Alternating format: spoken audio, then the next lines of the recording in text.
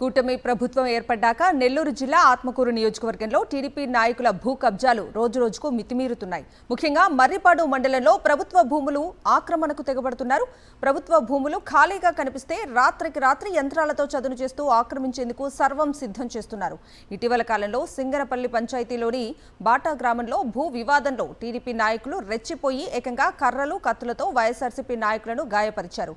తాజాగా మండల పరిధిలోని సింగనపల్లిలో 247, 248 సర్వే నెంబర్లలో 30 ఎకరాలు, 246 సర్వే నెంబర్లో 4 ఎకరాలు, 235, 236 సర్వే నెంబర్లలో 70 ఎకరాలు ఆక్రమించేందుకు సిద్ధం చేశారు.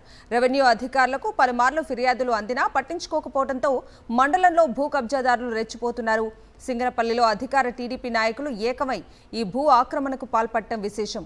మండలంలో భూ కబ్జాలు జరుగుతూ ఉండటంతో ప్రభుత్వంతో పాటు మంత్రి ఆనం రామనారాయణ రెడ్డి, రెవెన్యూ అధికారులు పట్టి పట్టనట్లుగా వ్యవహరిస్తున్నారన్న విమర్శలు వ్యక్తమవుతున్నాయి.